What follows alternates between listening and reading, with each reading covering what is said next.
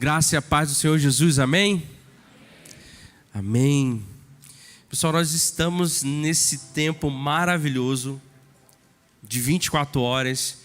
Nós estamos já rumando para o fim aqui, mas eu espero que de alguma forma, para aqueles que vivenciaram algum momento, algum tempo aqui, isso possa ter impactado e transformado a sua vida, para que você possa, durante a sua semana, durante seus meses, durante seu ano, levar aquilo que você recebeu da parte do Senhor. E eu queria compartilhar algo com vocês essa noite, que é uma pergunta que de vez em quando nós nos fazemos.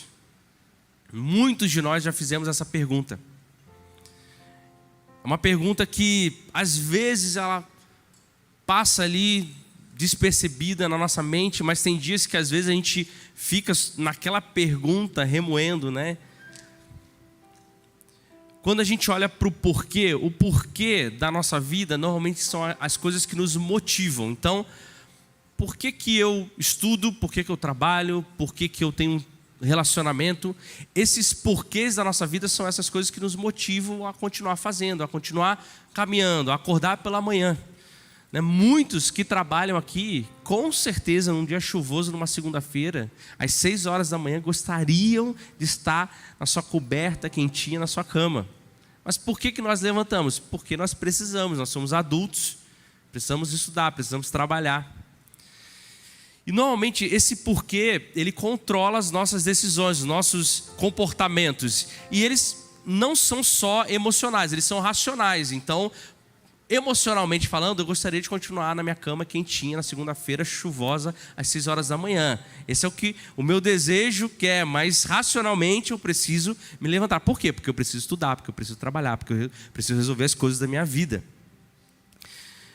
E o porquê de você ser cristão também é algo que a gente tem que pensar. Por que você é cristão ou cristã?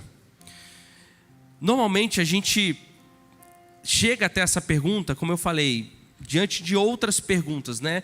Eu, quando era mais novo, eu ficava algumas horas do meu dia, dependendo do dia, remoendo algumas perguntas. Nossa, será que eu acredito mesmo em tudo que é certo? E se eu estiver errado? Né? Se eu estiver enganado? Se eu tiver vivido uma vida no engano e na verdade eu sempre estive errado? Se tudo for uma mentira? Porque, gente, vamos parar para pensar aqui de uma forma bem fria, bem racional, ok? Sem envolver as nossas experiências, as nossas emoções. Quando você olha para a Bíblia e você começa a ler a Bíblia, você se depara com um ser não criado que sempre existiu e sempre vai existir. Só isso já é suficiente para você ficar maluco se você pensar demais nisso. A gente está falando de Deus. Isso é muito complexo para a gente. Depois, a história da humanidade começa com um casal num jardim com um animal falante. Parece filme da Disney, né? Um animal falante que falou com esse casal e enganou esse casal. E depois você continua lendo as histórias e de repente você se depara com uma história que conta de uma chuva que inundou toda a terra e uma família se salvou com cada par de animal que existia, casal, dentro de um barco, durante meses, diante de um dilúvio. Depois você começa a ouvir de uma história de um povo que estava diante de um mar, e o mar se abriu e eles andaram por esse mar em terra seca. Depois esse mesmo povo, um pouco mais à frente na história, começou a comer uma comida que caía do céu. Vocês estão me acompanhando aqui? Vocês estão friamente, ok? Sem a sua experiência, sem as suas emoções, sem a sua história de vida, sem a sua família, né, com esse histórico cristão. Se você ouvisse histórias como essa, não parece meio loucura? Sim ou não? E eles comeram uma comida que cai do céu, que ninguém sabia o nome. E aí a gente agora lê um livro que nós dizemos que é a palavra de Deus, mas esse livro ele foi escrito no período de 1500 anos, com 40 autores diferentes, em 3 continentes diferentes, em 3 línguas diferentes, e nós dizemos que ela é a palavra de Deus. Se a gente chegasse até aqui, é bem difícil eu convencer alguém com esses argumentos, sim ou não? Então, quando a gente começa a pensar racionalmente, vocês estão entendendo, friamente sobre aquilo que nós cremos, é fácil eu chegar a algumas dúvidas, falar, será mesmo que tudo isso é verdade? Como que a Bíblia não se contradiz? Como que eu tenho certeza que Jesus existiu e Deus que é invisível que eu não consigo provar que ele existe, mas eu também não consigo provar que ele não existe. Então, quando nós pensamos sobre isso, a gente está, muitas vezes, passando por um momento normal, tá? Isso não é dúvida de quem não acredita em Deus, ok? Não é só quem não crê em Deus, quem é ateu que pensa sobre isso. Nós passamos por esse tipo de crise, por essas perguntas. Se você não parou para fazer essas perguntas para você, existem duas hipóteses. Ou você é muito mais espiritual do que eu, e nunca teve essa crise, e está tudo bem, mas eu preciso ser discipulado por você de verdade. Ou você não parou para pensar o suficiente sobre aquilo que você crê. Você não parou para analisar sobre aquilo que você crê. Porque normalmente quando nós lidamos com as situações, é normal a gente ter esse tipo de dúvida, ter esse tipo de pensamento, esse tipo de pensamento crítico sobre aquilo que nós cremos, ou sobre a nossa fé. Isso é normal.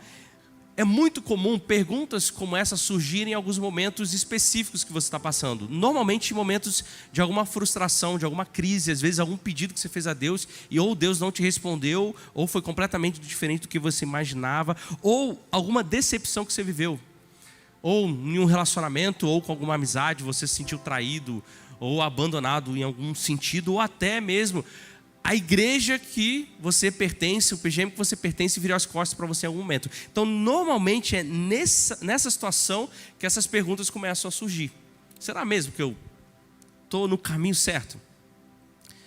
Será que eu realmente estou acreditando naquilo que é verdade? Por que eu sou cristão, afinal? Por que tudo, o que eu leio na Bíblia, eu realmente acredito nisso? E eu queria compartilhar com vocês a história de dois homens que eles estavam vivendo esse tipo de crise. Estavam andando numa estrada em direção a um caminho de desistência. Eles estavam voltando para a casa deles, abandonando uma missão, abandonando um propósito, mas eles estavam vivendo justamente esse momento de crise. Esses dois homens, eles estavam diante de um período, de um tempo, de alguns dias, onde a pessoa onde depositaram toda a esperança deles, toda a fé deles, tinha acabado de morrer. Jesus tinha acabado de morrer. Alguém que eles largaram a vida deles, alguém que eles largaram a profissão, a família, para viver em prol dessa promessa, ou dessa missão, dessa visão que essa pessoa tinha, que era Jesus. Só que eles estão diante de um momento onde tudo aquilo que Jesus falou, simplesmente não valia mais de nada, porque Jesus morreu. O homem que eu coloquei toda a minha esperança está morto. Então, assim, não faz sentido mais. Tudo aquilo que eu vivi, os 3 anos que eu andei com ele, foram anos perdidos.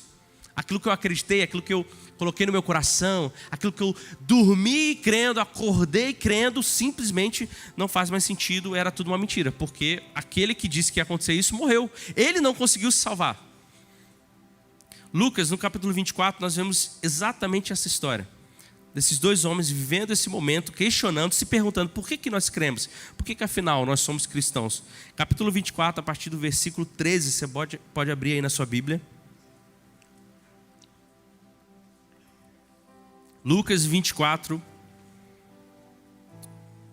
versículo 13, diz o seguinte: naquele mesmo dia, que dia? Naquele dia onde eles tinham ouvido que Jesus ressuscitou, o 3º dia, era domingo. Naquele mesmo dia, 2 deles estavam indo para um povoado chamado Emaús, a 11 quilômetros de Jerusalém. No caminho conversavam a respeito de tudo o que havia acontecido. Enquanto conversavam e discutiam, o próprio Jesus se aproximou e começou a caminhar com eles, mas os olhos deles foram impedidos de reconhecê-lo. Então nós estamos vivendo esse 3º dia. Você imagina esses 2 homens, esses 2 discípulos ou ex-discípulos de Jesus, porque eles tinham abandonado aqui o propósito, estão num domingo e eles viram 2 dias antes, na sexta-feira, Jesus ser crucificado. Eles passaram pelo sábado, e no sábado, para um judeu, você não pode fazer nada. Então você imagina a impotência que os discípulos estavam. Eles estavam diante do dia mais difícil da vida deles, onde aquele que eles depositaram todas as fichas, tinham acabado de morrer no dia anterior, aí eles estavam sábado, presos com medo dos romanos, e ao mesmo tempo eles não podiam fazer nada, porque era sábado, para um judeu eles não podem fazer nada. Então eles viveram um sábado de decepção, um sábado de angústia, e aí chegou domingo, e aí nós temos esse momento desses 2 discípulos. Nesse dia, as mulheres tinham ido ao túmulo. E a história você provavelmente já conhece. Elas chegaram lá no túmulo, a pedra estava removida, elas entraram, viram que o corpo não estava lá, e aí elas começaram a correr para os discípulos para contar o que tinha acontecido. E aí, em alguns versículos anteriores, versículo 11, quando os discípulos ouviram essas mulheres, olha o que eles falaram para elas. As palavras delas lhes pareciam loucura. A palavra loucura aqui, que o Lucas está escrevendo, é que era um delírio. Ou seja, as mulheres chegaram para os discípulos ouviram elas falando que a pedra tinha sido removida e o corpo de Jesus não estava mais lá. Sabe o que eles falaram? Em vez de eles comprovarem isso, fazerem alguma coisa em relação a isso, eles viraram para ela e falaram: vocês estão delirando, vocês estão viajando, vocês estão malucas. 2 deles até foram correr lá, Pedro e João foram correr. Pedro entrou, viu as faixas de linho, e quando ele saiu do sepulcro, a palavra diz, Lucas diz que ele se admirou. Não é que ele creu, não é que ele ficou feliz, não é que ele celebrou, ele ficou: uau, nossa, não é verdade que o corpo dele não está mais aqui mesmo? Caramba, né? Quem imaginar? Mas ainda não havia caído no coração deles o que tinha acontecido. Eles ainda olhavam para aquelas mulheres e falavam: olha, vocês estão viajando, né? Vocês estão delirando, é uma bobagem o que vocês estão falando. Então esse é o clima que esses 2 discípulos estão vivendo, de confusão, de caos, de esperança destruída. E aí no versículo 13 nós lemos, vamos ler de novo: naquele mesmo dia, 2 deles estavam indo para um povoado chamado Emaús, a 11 quilômetros de Jerusalém. Quando Lucas nos coloca essa informação aqui, não é uma informação só que ele quer dizer que era uma cidade longe. Aqui é uma caminhada que eles fizeram de 11 quilômetros, ok? Não existia nenhum tipo de transporte naquele momento. Tinha cavalo, mas não era o caso deles. Então, o que Lucas está dizendo era o seguinte: olha, eles olharam para Jerusalém, que era o centro do que tudo acontecia, que era onde Jesus disse que aconteceria as promessas dele, e eles olharam para aquilo tudo e falaram: tudo isso é uma bobagem, é uma mentira. Eu não acredito em mais nada disso. Quer saber? Eu vou para outro lugar, eu vou para longe, eu vou andar 11 quilômetros distante do local onde todas aquelas promessas que Jesus tinha feito iriam acontecer, mas eu estou indo para longe porque eu não acredito mais nisso. E é justamente o que a gente faria. Imagina se eu chego para você, conto uma história, mas é uma mentira. Você fala o quê? Pelo amor de Deus, perdi meu tempo, eu vou viver minha vida, eu vou investir algo que vale a pena, eu vou realmente focar no que eu deveria ter feito desde o início, porque tudo isso é uma bobagem, tudo isso não faz mais sentido. Então eles estavam voltando para casa, estavam desistindo daquilo que eles imaginaram que acabou. Não tem mais volta, não tem mais solução. Eles estavam realmente confusos sobre toda a situação. Quando nós olhamos para alguém que está caminhando em direção a Emaús, esse é o destino das pessoas que estão confusas, que desistiram. E muitos de nós já compramos essa passagem. Muitos de nós estamos nesse caminho agora, olhando para tudo que a gente viveu, para tudo que a gente ouviu, olhando para todas as histórias da Bíblia e falando: meu Deus, isso aqui obviamente não faz sentido, isso aqui não é para mim. Ou funciona para os outros, mas para mim não faz sentido. Então eu estou nessa jornada, estou nesse caminho de Emaús, desistindo das promessas, desistindo das coisas que Deus tem para mim. E aí no versículo 14 diz o seguinte: no caminho conversavam a respeito de tudo o que havia acontecido. Enquanto conversavam e discutiam, aí depois a gente vai ver o que acontece no versículo 15. Mas vocês entendem que eles estão caminhando em direção a Emaús, conversando sobre o que aconteceu. O que tinha acontecido? Tudo o que aconteceu com Jesus. Jesus tinha sido prisioneiro, foi levado para a prisão, foi julgado, depois ele foi condenado, depois ele foi crucificado, depois eles receberam essa notícia do túmulo vazio. Então o problema não era sobre o assunto, eles estavam conversando sobre o assunto certo. O problema era a ótica, era a perspectiva que eles estavam vendo. Eles não estavam falando de política, de futebol, de qualquer outra coisa, eles estavam falando exatamente do que eles deviam falar. Só que eles estavam olhando por outra perspectiva. Eles estavam olhando, sabe para quê? Para o cadáver, para o corpo de Cristo ainda. A conversa deles era o assunto correto, mas eles estavam focando no Jesus morto, no Jesus que não tinha ainda ressuscitado.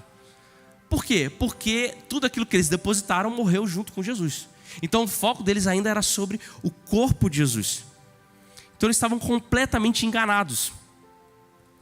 Isso é muito interessante porque quando nós estamos em direção a essa caminhada, a essa estrada da desistência ou da desesperança, ou às vezes com essa crise de se perguntando: será mesmo que essas promessas são para mim? Já faz tanto tempo que as coisas não acontecem.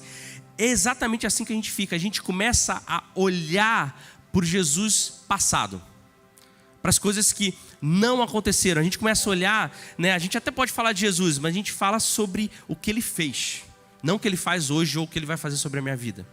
Então a gente até está falando certo, pregando da forma correta, tentando evangelizar as pessoas falando sobre Jesus, só que a gente está com a perspectiva errada, achando que as coisas não vão acontecer de novo, que ainda não tem mais esperança.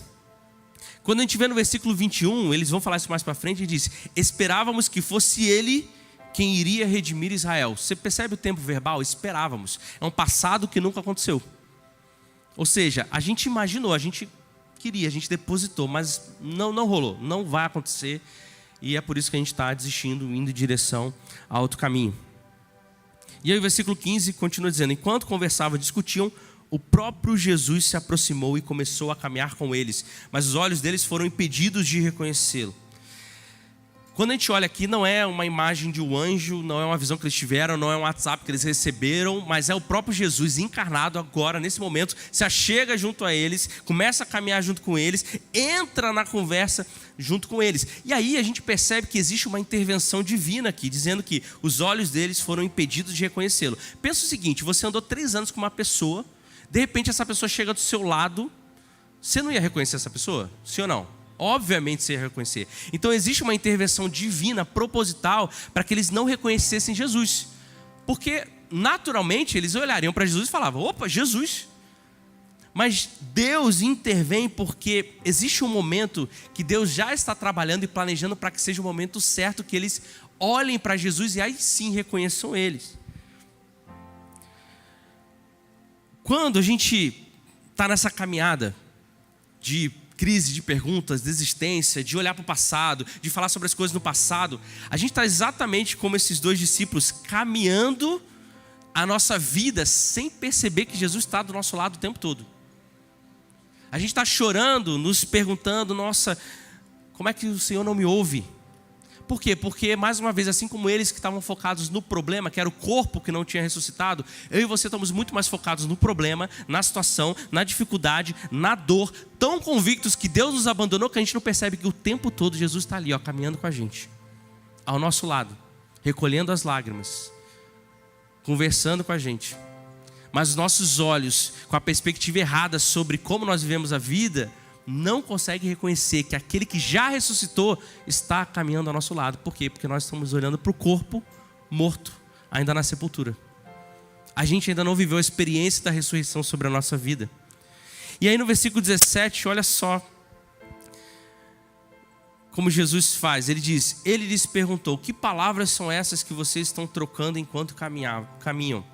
Eles pararam com os rostos entristecidos. E aqui Lucas utiliza uma palavra entristecido como se eles estivessem com esses rostos de luto. Eles estavam de luto, por quê? Porque ainda assim a mente deles só estavam envolvidas pelo cadáver, pelo Cristo morto, pelo corpo de Cristo. Então a cara deles era de quem de fato perdeu alguém, mas não só de quem perdeu alguém, mas de alguém que perdeu tudo. Eles não têm mais nada. Tudo que eles fizeram durante esses últimos anos não serviu de nada. Então nós não temos mais nada. Nós não temos a pessoa de Jesus, mas não temos nada na nossa vida. Nossa vida ficou paralisada durante 3 anos. A gente não construiu nenhum negócio, não investiu em nenhuma carreira, não estudou para nenhuma pós, nenhum mestrado, nenhuma faculdade. Não passamos no vestibular, 3 anos estagnados, porque a gente resolveu seguir um cara que agora tudo que ele falou morreu junto com ele. Então meu corpo, a minha vida está parada e eu estou em luto. E aí Cleopas, que é um dos discípulos, lá no versículo 18, olha só o que ele fala: você é o único visitante em Jerusalém que não sabe das coisas que aconteceram nestes dias. Ele está fazendo uma pergunta justamente para aquele que sabia tudo que aconteceu nesses dias. É irônico. Olha como é irônico. Ele está chegando para Jesus, que era o que mais sabia do que aconteceu, e está falando: você não sabe nada do que aconteceu nesses dias, não é possível. Quando eu e você estamos orando diante de Deus, que é justamente o que sabe de tudo, e a gente começa a perguntar: Deus, não é possível que o Senhor não está me vendo, o Senhor não sabe o que está acontecendo comigo. Ele é exatamente o único que sabe tudo o que está acontecendo com você. Então os questionamentos que nós fazemos, e está tudo bem fazer esses questionamentos, mas nós estamos muitas vezes colocando Deus na parede e falando: Deus, não é possível, olha a minha situação, por que a coisa não muda? Por que a coisa não evolui? Será que o Senhor não sabe o que está acontecendo comigo? Será que você não vê o que está acontecendo comigo? Ele é justamente o que sabe o que está acontecendo tudo. Ele é justamente aquele que sabe e é soberano sobre tudo. E aí, no versículo 25, olha o que Jesus fala. Ele lhes disse: como vocês custam a entender e como demoram a crer em tudo o que os profetas falaram. Não devia o Cristo sofrer essas coisas para entrar na sua glória? Aqui, Lucas escreveu de uma forma muito educada, mas o que Jesus está falando para eles, de verdade, no sentido original, é como vocês são lerdos. Como vocês são lerdos. E aqui, Jesus usa duas expressões aqui. Eles eram lerdos, não só na mente, mas no coração. Como vocês são lentos a aprender intelectualmente. Ele estava dizendo o seguinte: olha, não é possível que vocês olhem para todos os profetas dizendo sobre mim ou como eu deveria morrer, e vocês, pelo intelecto e inteligência de vocês, não consigam perceber. Mas também ele diz que vocês são lentos de coração. Quer dizer, que vocês estão lentos em fazer com que aquela inteligência que vocês têm, tudo que vocês aprenderam do profeta, caiam no coração de vocês para vocês viverem essa experiência. É tipo assim, é a pessoa que lê e ela consegue entender logicamente a Bíblia, mas ela não se encontra com Jesus na experiência dela. Ele está dizendo: olha, vocês não entendem nem no intelecto e nem no coração de vocês. Vocês não conseguem nem compreender e nem ter a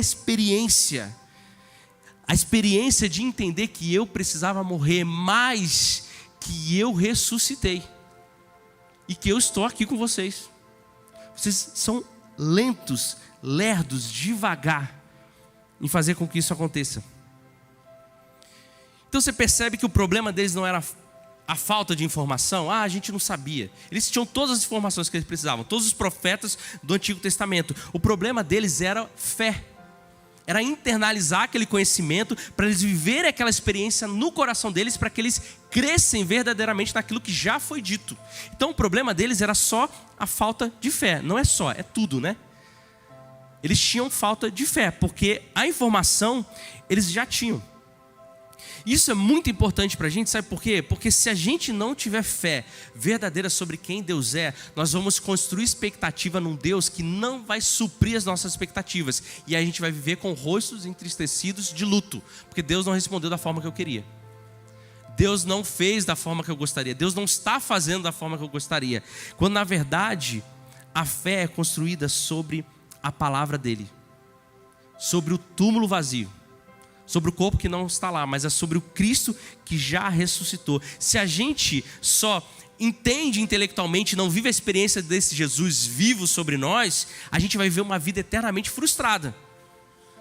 Eternamente em frustração, porque uma notícia bombástica para você: dificilmente Deus vai responder a expectativa daquilo que você quer sobre a sua vida. Muito difícil. Porque Ele tem planos muito melhores do que a nossa mente finita e pequena consegue imaginar sobre o que Ele tem para nós. Só que a gente acha que a gente é muito bom em planejar o que a gente quer para a nossa vida. Então a gente está o tempo todo pedindo para Deus seguir o que a gente imagina. Versículo 27 continua: e começando por Moisés e todos os profetas, explicou-lhes o que constava a respeito dele em todas as escrituras. Agora Jesus, ele pega todas aquelas histórias que eu contei que parecem mentira, sabe? Todas aquelas histórias do mar se abrindo, do alimento caindo, que a gente olha e pensa racionalmente, friamente: meu Deus, mas isso aqui são coisas meio impossíveis. Jesus pega todas essas histórias que parecem delírios e começa a explicar cada ponto, dizendo: olha, tá vendo isso aqui? Era sobre mim. Tá vendo isso aqui? Era sobre mim. Tá vendo isso aqui? Era sobre mim. Aí a gente tem o texto de Abraão que encontra o cordeiro no monte quando ele ia sacrificar Isaac. Ali já apontava para Jesus. Quando a gente olha para o Egito e o sangue nas portas para que o anjo da morte não alcançasse aquela família, ali já apontava para Jesus. Quando a gente lê Isaías 53 e fala sobre o servo sofredor que entregaria a sua vida pelos nossos pecados, ali já apontava para Jesus. Então Jesus começa a expor a palavra, falando assim: olha, tudo isso é o conhecimento que vocês tinham já sobre mim. Então vocês sabem, só que vocês são lerdos de coração. Mais para frente, lá no versículo 32, olha o que eles vão dizer um para o outro, os discípulos. Perguntaram-se um ao outro: não estava ardendo em nossos corações dentro de nós, enquanto ele nos falava no caminho, nos expunha as escrituras? Quando eles falam isso aqui, a palavra queimava dentro de nós, é de fato esse fogo, esse calor, essa vida nascendo de volta sobre o coração deles. Por quê? Porque eles estavam com o coração completamente apagado, sem nenhum tipo de esperança, desiludidos. E aí quando Jesus começa a expor a palavra, o fogo no coração deles começa a acender de novo. A chama começa a queimar de novo. Então lembra aquela lentidão no coração para vivenciar a experiência do Jesus vivo? Ela começa a surgir de novo quando Jesus começa a expor a palavra, a Bíblia. Gente, sabe o que apaga o fogo no nosso coração? Sabe o que nos cansa de ser cristão? Não é o tipo de perseguição que você sofre, seja ela qual for. Não é a dificuldade. É a falta de Bíblia. É a falta de Bíblia. A Bíblia é a lenha que o nosso coração precisa para continuar queimando de amor pelo Senhor Jesus. Se você não pega essa lenha e incendeia o seu coração e lança ela no seu coração, você está começando a caminhar em direção a Emaús. Você está comprando o ticket para ir para essa cidade. Então Jesus, olha o que ele faz. Ele não faz uma oração sobrenatural, né? Chega ali, impõe as mãos, taca óleo neles. Não, Jesus pega e começa a contar a história que esse livro nos conta sobre quem Deus é. Isso é o que nós precisamos. Se você está se sentindo frio, se você não está vivendo as experiências que você vivia com Deus, e você está falando no passado, como eles falavam, esperávamos que Ele fizesse isso, possivelmente é falta de Bíblia na sua vida. É falta de palavra de Deus para aquecer o seu coração e fazer esse fogo do seu coração pegar de novo, arder de novo, para que você tenha essa experiência, não do corpo que está morto, mas do Cristo que está vivo, andando ao seu lado, ressuscitado, caminhando junto com você. Nós precisamos voltar à palavra, gente. Os maiores problemas que nós temos, eu já falei isso aqui várias e várias vezes, é a distância da palavra, é a distância da Bíblia. Não só de uma leitura, né, que eu faço, mas de estudar isso aqui, de ler isso aqui. Abrindo um parênteses aqui, no dia 22 nós iniciamos as inscrições, as turmas da Escola do Discípulo. Você precisa se inscrever, é uma questão de vida para você, para aquecer o seu coração de novo. De várias outras matérias que nós vamos ter a partir do dia 22.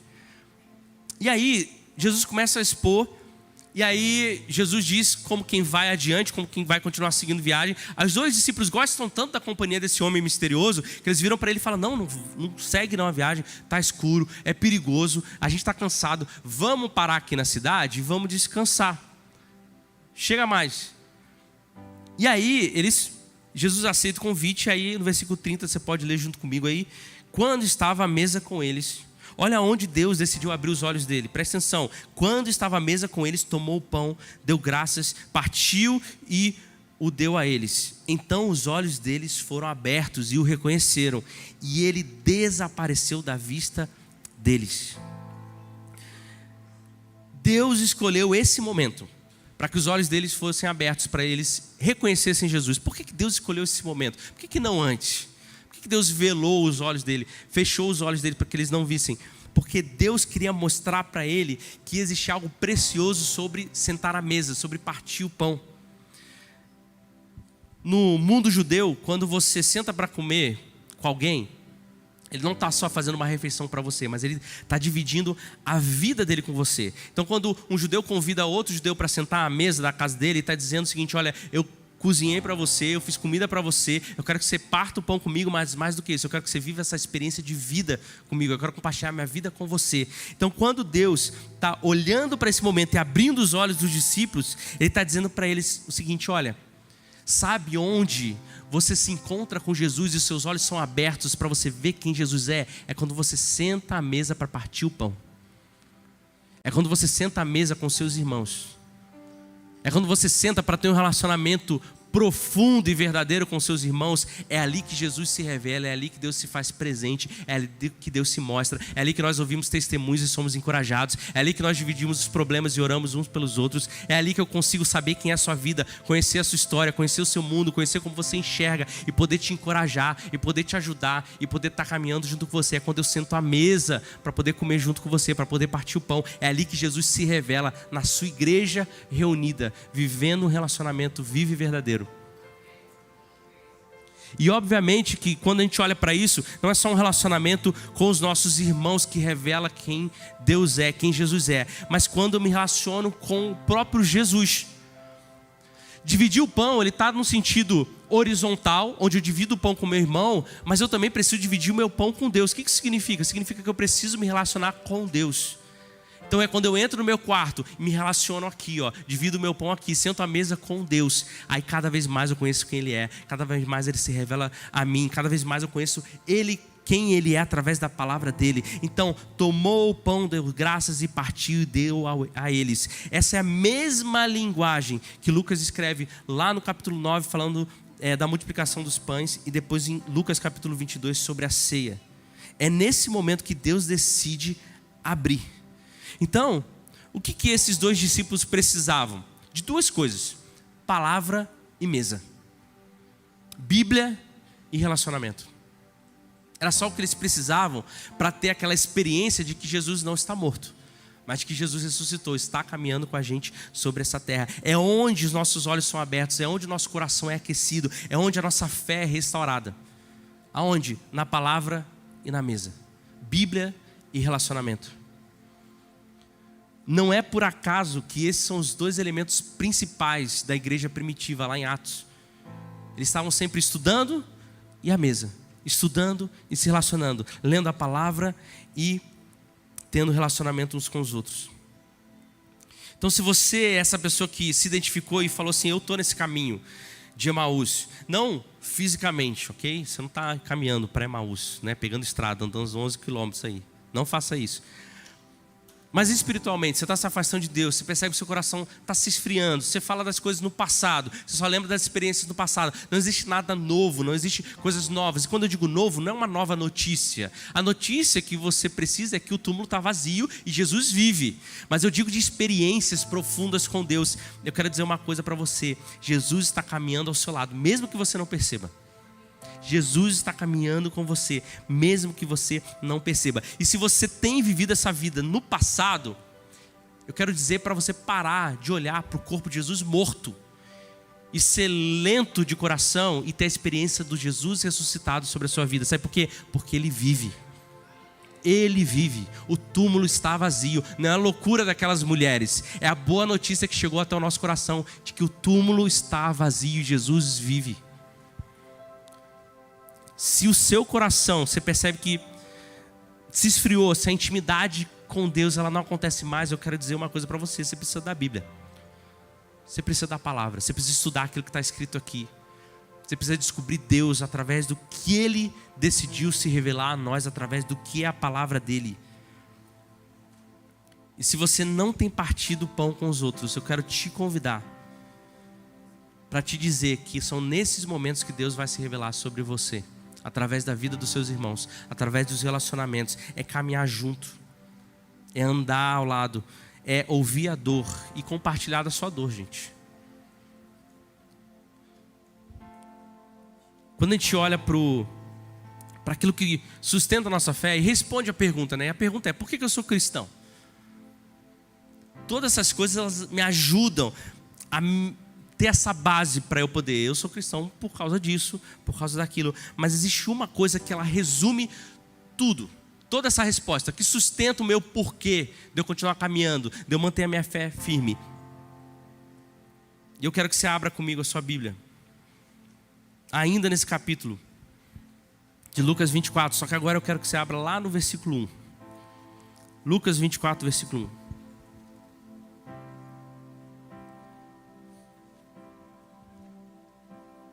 Sabe por que eu sou cristão e por que você também é cristão e cristã? Gente, a vida, ela não é fácil. Na maioria das vezes não é fácil. É muita luta, é muito trabalho, às vezes muita dor, às vezes promessas que não acontecem, coisas que não se cumprem, expectativas que não são correspondidas. Na maioria das vezes é assim. Mas sabe por que nós somos cristãos? Versículo 1 vai dizer o seguinte: no primeiro dia da semana, de manhã bem cedo, as mulheres levaram ao sepulcro as especiarias aromáticas que haviam preparado, encontrando removida a pedra do sepulcro. Mas quando entraram, não encontraram o corpo do Senhor Jesus. Sabe por que nós somos cristãos? Porque o túmulo está vazio.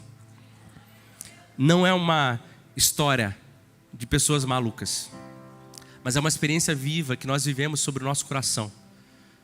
E nós sabemos que Jesus está vivo, sem conseguir explicar por quê. Porque é algo sobrenatural mesmo vindo do Espírito. Sabe por que eu sou cristão? Porque a morte não tem a última palavra.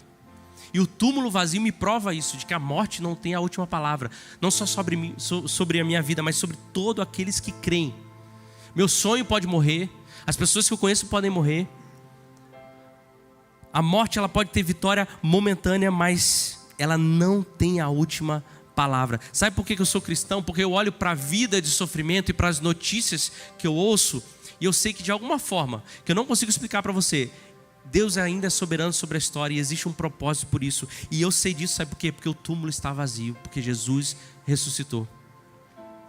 Sabe por que eu sou cristão? Eu sou cristão porque a esperança que eu creio, ela é real. Ela é real, ela não é história para criança dormir. Conto de fadas, fábulas infantis, ela é real. Sabe por que ela é real? Porque o túmulo está vazio. E eu digo isso com propriedade, que o túmulo está vazio, não é porque é só a nossa fé, mas porque historicamente, comprovadamente, nós sabemos que isso é uma realidade. De um homem, há 2000 anos atrás, judeu, crucificado, mas que ao terceiro dia ressuscitou.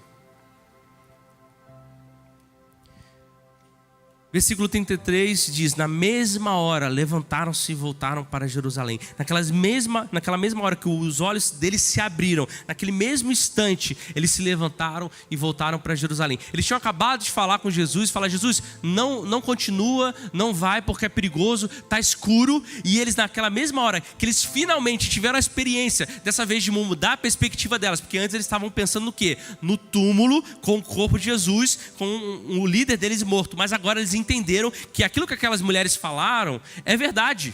Jesus está vivo. Então naquela mesma hora que eles mudaram a perspectiva deles sobre tudo que eles viveram, eles olharam e falaram: é real.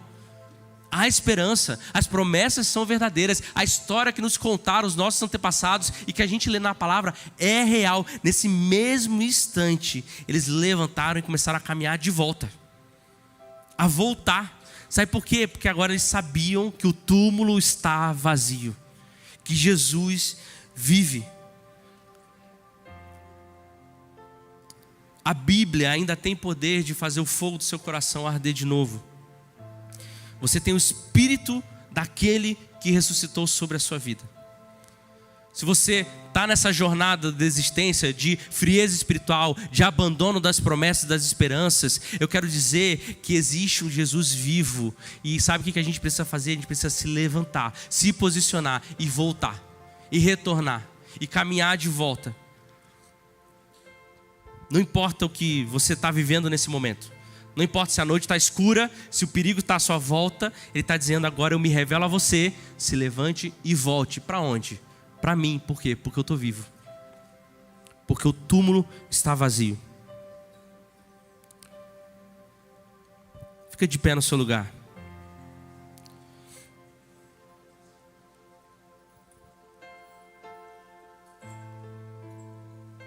Feche seus olhos aí por alguns momentos. Eu quero que você comece a olhar para a sua vida.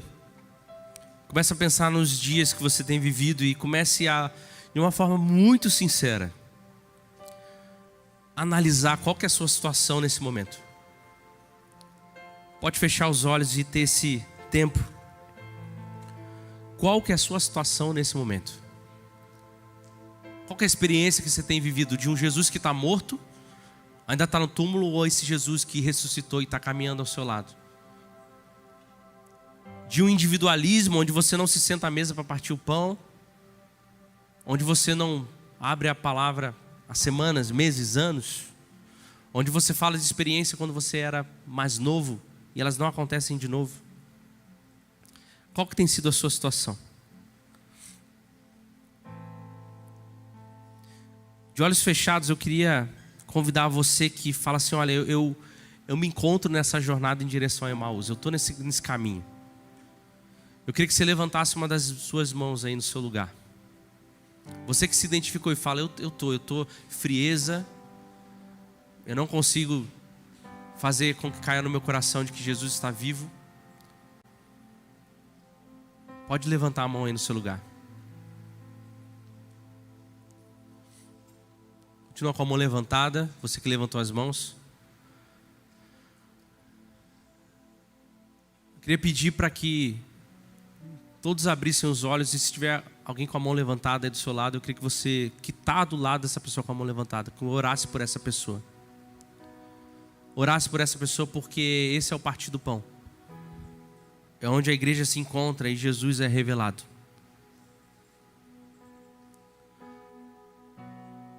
Mais uma vez, feche os olhos aí no seu lugar. Deus, nós queremos louvar o seu nome. Pai, obrigado, porque apesar de estarmos muitas vezes rumo a esse caminho, nós temos os olhos abertos para reconhecer que o Senhor está caminhando com a gente, que o Senhor vive. Deus, a minha oração é para aqueles que perderam essa experiência do Jesus vivo e do túmulo vazio, que o Teu Espírito relembre isso, traga eles de volta. Que haja um impulso no coração de cada um aqui para buscar mais do Senhor na Sua palavra, para buscar mais do Senhor na Bíblia, que nos revela quem o Senhor é. Que haja um desejo no nosso coração de olhar para a nossa vida e intencionalmente, propositalmente planejar uma vida ao redor da mesa, onde a gente convida, onde a gente conversa, onde a gente se relaciona, onde o Senhor se revela, Deus. Deus, joga por terra, quebra a nossa individualidade e egoísmo, que faz com que a gente se mantenha nesse conforto de ver uma vida para nós mesmos. Pai, nós queremos entender que é na mesa que o Senhor se revela, é sentando ao lado do nosso irmão, é compartilhando as dores, é compartilhando as lutas, mas também compartilhando as vitórias. É aí que o Senhor se faz presente no meio da sua igreja. É no partir do pão, é sentando à mesa com os meus irmãos. Teu Espírito nos ajude a viver uma vida onde a gente não anda em direção a Emaús, mas a gente permanece, onde as suas promessas são derramadas, onde o Senhor disse que cumpriria aquilo que o Senhor disse que vai cumprir.